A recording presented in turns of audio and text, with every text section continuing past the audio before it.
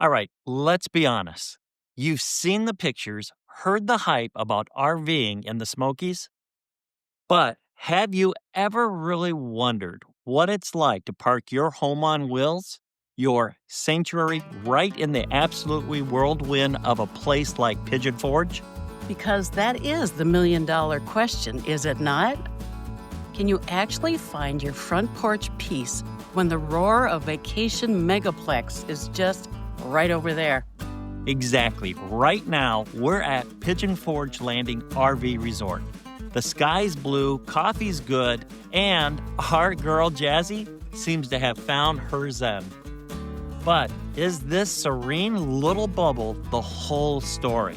Or is there a catch? That's what we're here to figure out. We're not here to just read you a brochure today. You can find those glossy, perfect pictures anywhere online. We are peeling back the curtain. We want to share what it felt like to camp here, to navigate the crowds, to try and find those genuine moments in Pigeon Forge and Gatlinburg.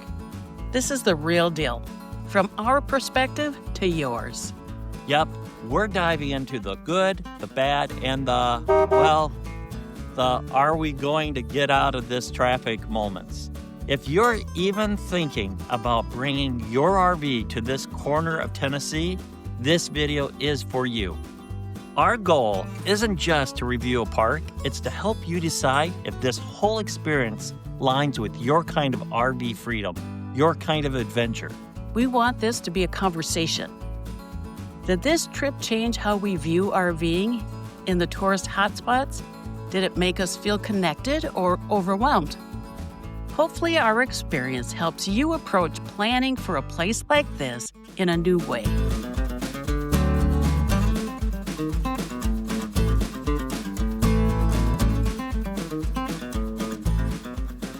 First impression, as we pulled in, this park definitely looks the part. It is new, it is clean, the roads are wide, and you can see they have invested in the infrastructure. That is the before picture in your mind. Everything looks pristine. And the sites themselves, full concrete pads, which is a huge plus. Nice and level, no fuss there. Every spot has full hookups, water, sewer, and both 30 and 50 amp electric. Good, solid connections, which is always a relief. This is to give you an idea of how large these sites are.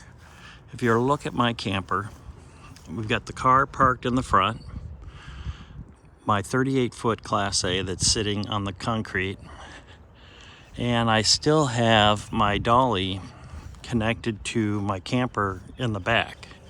So these are pretty long, and there's still room in the back behind the dolly. So these are very, very nice.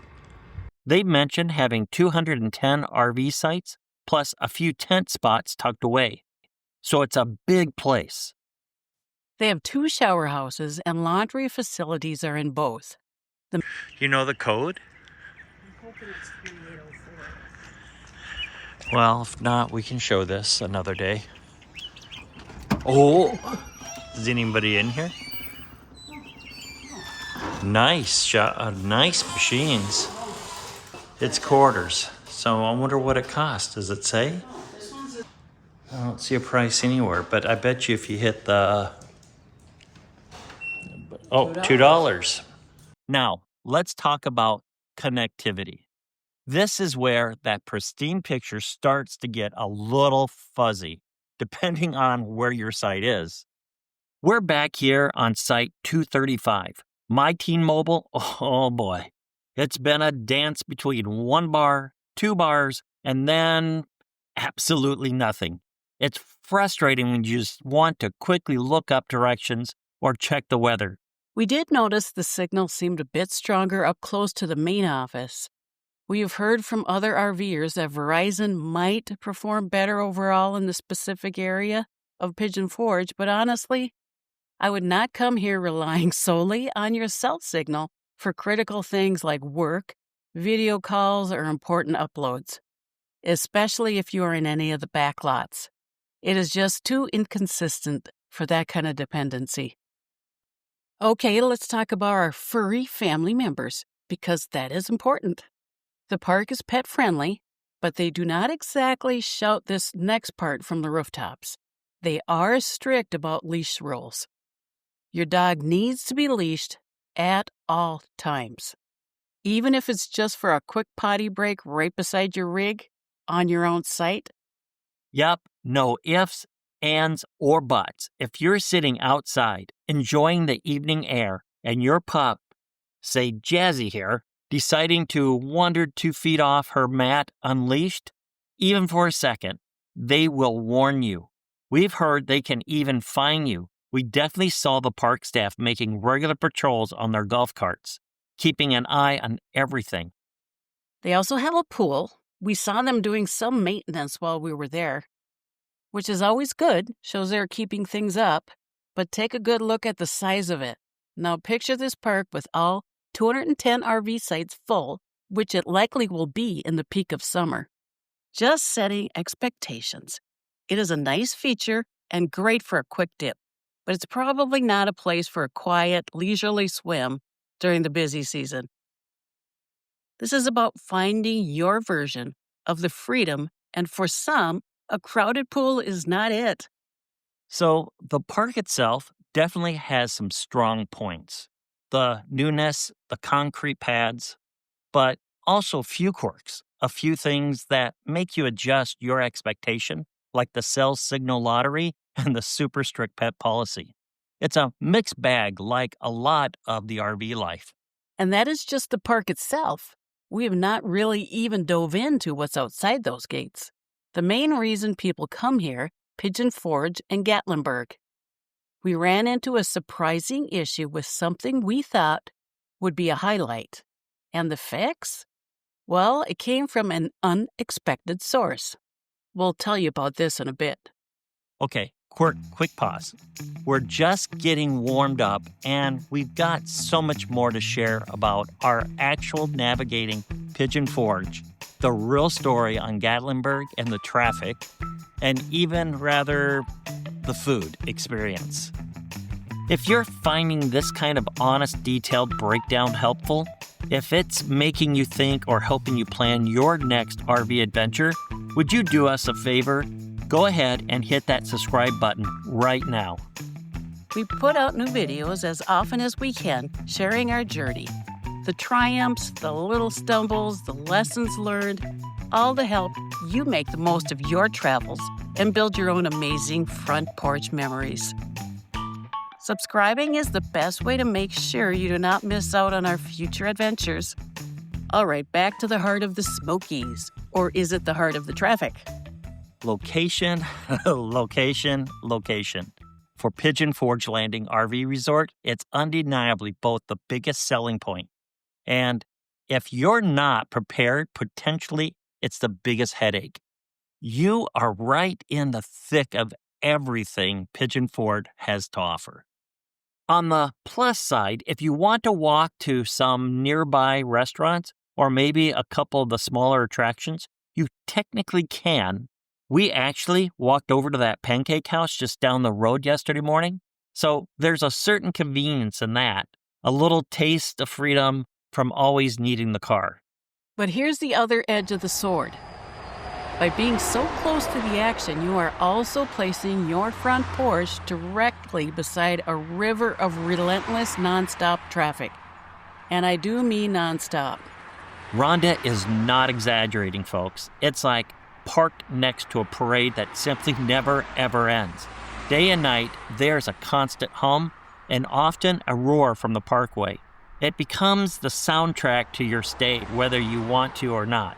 If you have ever experienced a place like Times Square in New York, or maybe the Las Vegas Strip on a Saturday night, imagine that kind of bumper-to-bumper, slow-moving, sensory overload chaos, but stretch it out for miles longer, and somehow it feels even louder here because you're mixed with the sounds of all the attractions. It really impacts that feeling of escape many of us seek while RVing. And forget any notion of a slow season offering much relief. We specifically came in the spring hoping for a slightly thinner crowd, Nope, it still feels like a major theme park on its busiest holiday weekend. Even Jazzy noticed she's usually pretty chill, but a few of those big truck rumbles definitely got her attention. Now, just about 8 miles down that very, very busy road from Pigeon Forge, you'll finally roll into Gatlinburg.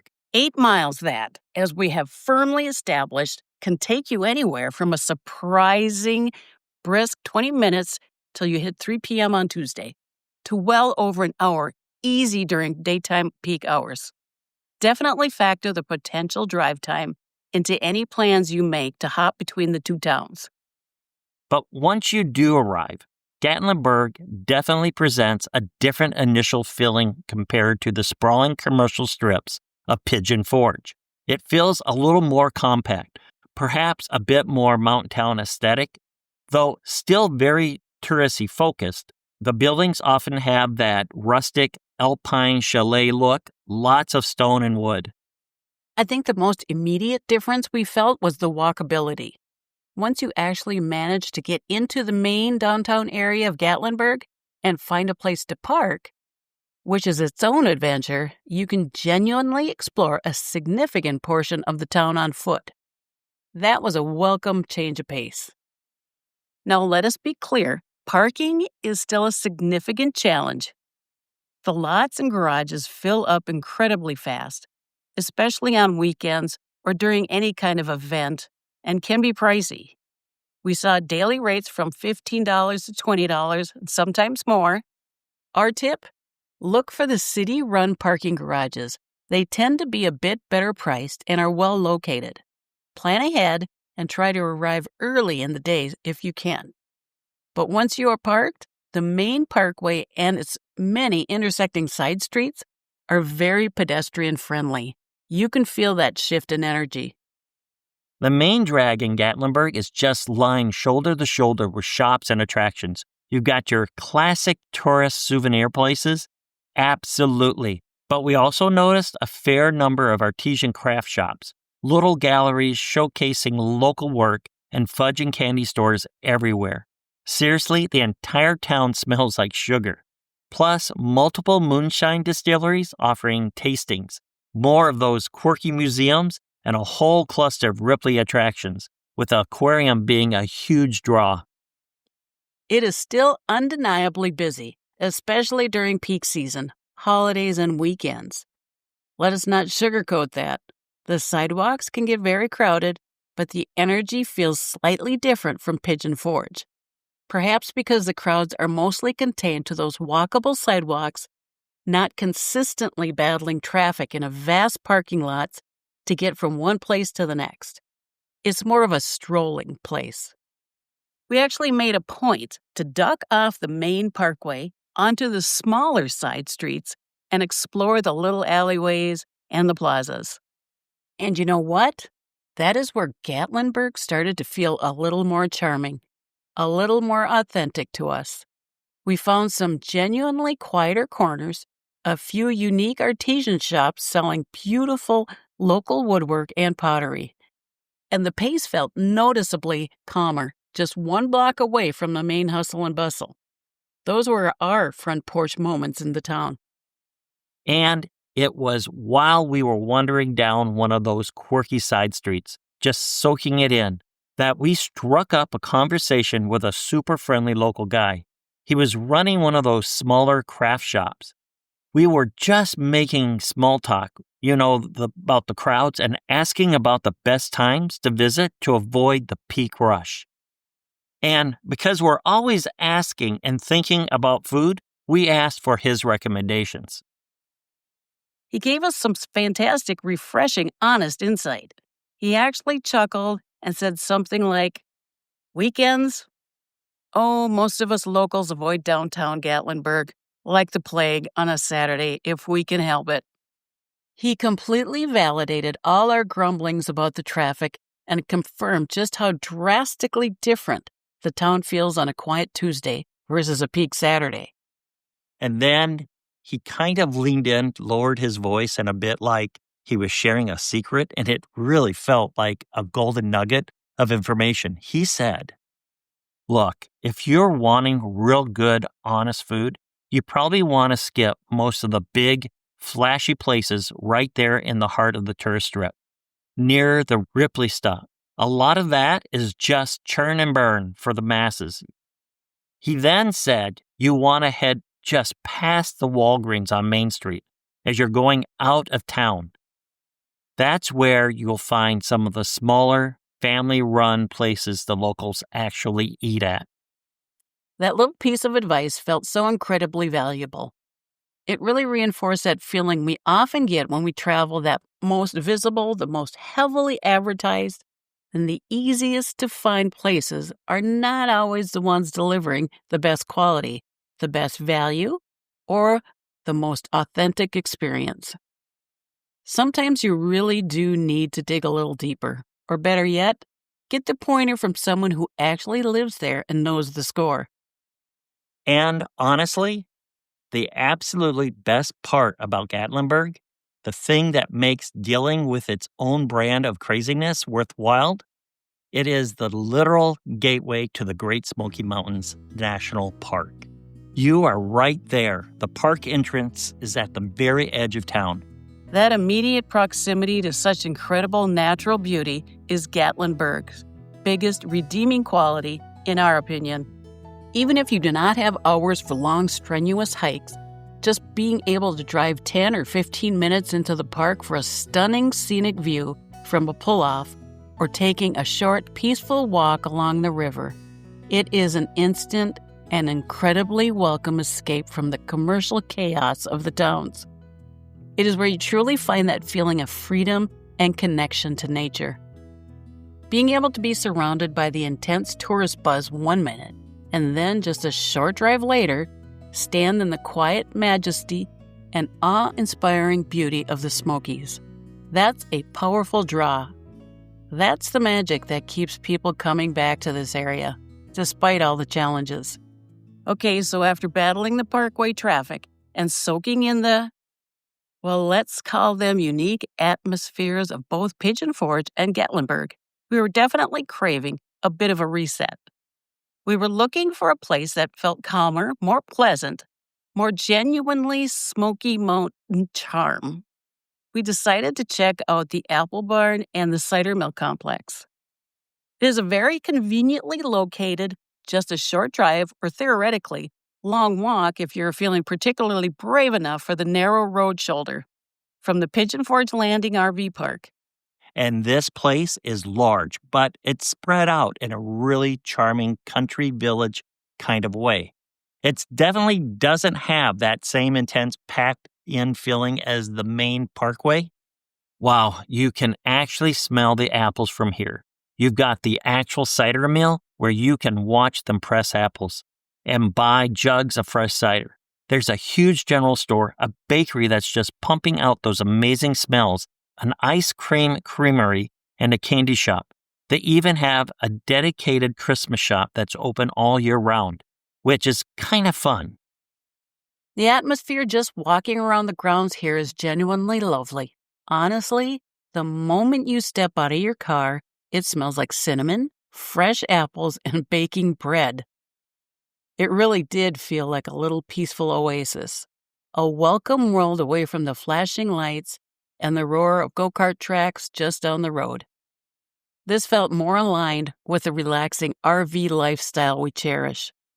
We spent a good while just wandering through the different shops, checking out all the local jams and butters, watching the cider making process through the viewing window, and seriously debating whether or not to get a dozen of those fresh apple donuts from the bakery.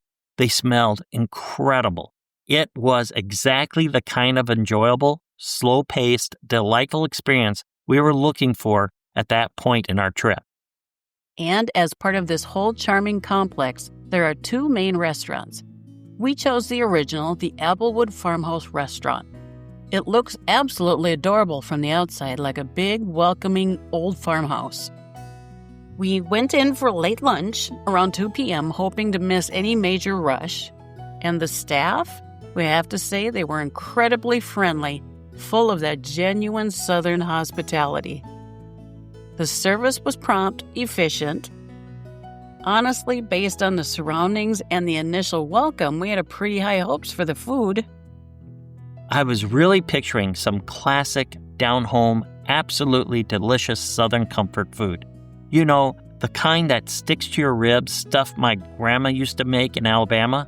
Real Southern fried chicken, creamy, dreamy mashed potatoes, savory gravy, maybe some warm, buttery cornbread or those famous apple fritters they bring you. Just simple, hearty packed with flavor. That's the whole vibe the place gives off, and that's what we were craving. I decided to keep it fairly simple. I ordered a bowl of their vegetable soup and was looking forward to those complimentary apple fritters. John, of course, went for the classic, the Southern fried chicken dinner. It was such a letdown, a real, genuine disappointment.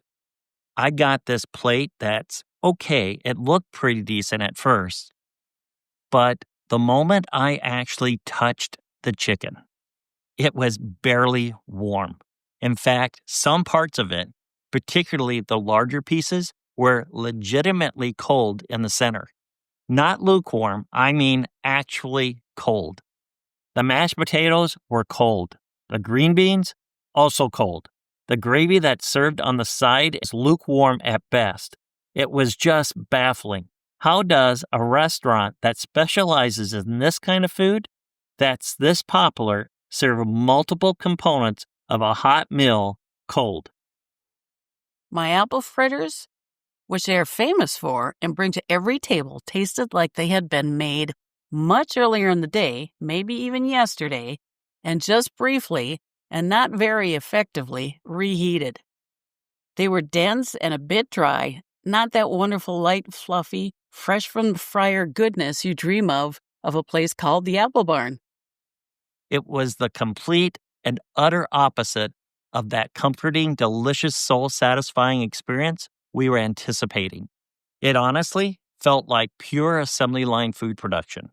For a place that has such a genuinely lovely, charming setting, beautiful shops, a wonderful aroma in the air, and truly friendly and efficient staff, the actual restaurant food experience was a significant letdown for us that particular day. It felt like a classic tourist trap restaurant experience. It really, really made that locals' advice about avoiding the big, obvious, heavily trafficked tourist spots in Gatlinburg hit home with us. It is a shame because we genuinely enjoyed wandering the Apple Barn. The shops, the cider, the smells, the atmosphere outside the restaurant, all of that was truly wonderful and a nice escape. But the main restaurant meal, for us, it definitely was a low point of the trip. We are genuinely curious if our experience was just a one-off, an anomaly, or if this is more typical. If you have eaten at the Applewood Farmhouse restaurant, please let us know in the comments what your experience was like. We would love to hear different perspectives. So after immersing ourselves in the whole Pigeon Forge and Gatlinburg scene for several days, camping right in the middle of it all here at the Pigeon Forge Landing, what's the final verdict? What's our big takeaway from this whirlwind of an RV trip? And most importantly, who is this kind of RV destination really suited for? Well, it is definitely without a single doubt for people who are okay with, or perhaps even actively enjoy and seek out being surrounded by large crowds and a constant barrage of activity. If you love having almost limitless array of attractions, endless entertainment options, bright lights, and a nonstop buzz right outside your RV door, you will find more than enough here to keep you, your family, and your wallet busy for days on end. If you are an RVer who primarily seeks peace, quiet, and tranquility at your campsite, if you despise navigating heavily stressful traffic with every fiber of your being, if your idea of vacation involves a slower, more relaxing pace with a spontaneity discovery rather than a jam-packed itinerary, or if you're truly hoping for a deeply authentic, non-touristy, local culture experience around every single corner, you are going to have to work much harder to find those things here. They do exist in pockets, but they are actually not the default setting. This environment can feel like the opposite of freedom and escape that many of us associate with RVing. This trip for us was really a stark and valuable reminder of importance of balancing those glossy marketing photos and the enthusiastic online hype with the actual, on-the-ground, lived reality of the place. Pigeon Forge and Gatlinburg offer a very specific, very intense, and very highly commercialized type of RV travel.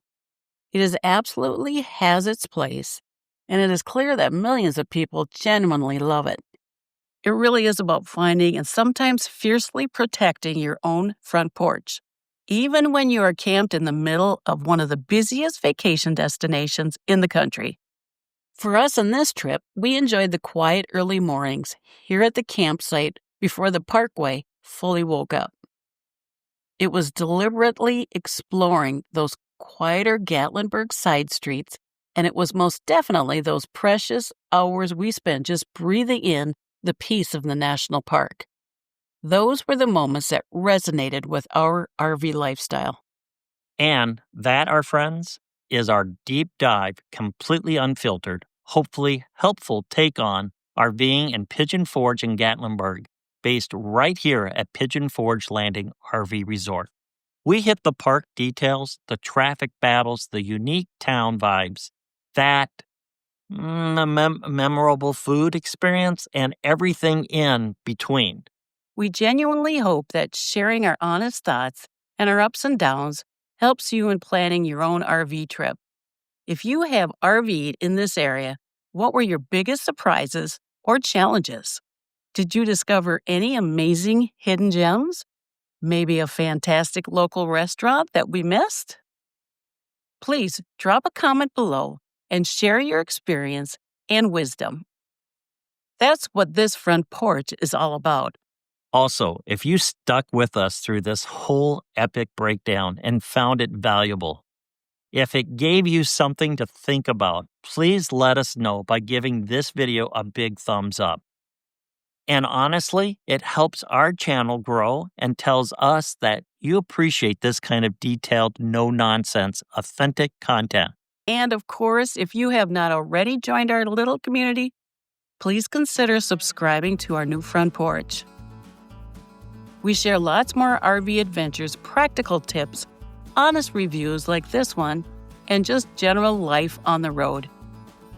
Click that subscribe button and do not forget to ring that little notification bell so you do not miss out on our future videos. We would love to have you as part of our extended RV family. Looking for more campground reviews or perhaps some guides to other RV destinations we've explored? You can check it out on our playlist right over here. We've got a growing library of places we've visited and shared our thoughts on. Thanks so much for hanging out with us and with Jazzy today on our virtual front porch. It certainly was an experience. One for the books. Until next time, everyone, keep exploring, keep adventuring, and keep creating your own wonderful front porch memories, wherever you may roam.